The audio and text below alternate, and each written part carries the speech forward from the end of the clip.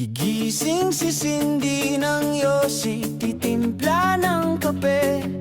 Upo, titingin sa malayo, magmuni-muni. Kailan ba darating ang sweldo?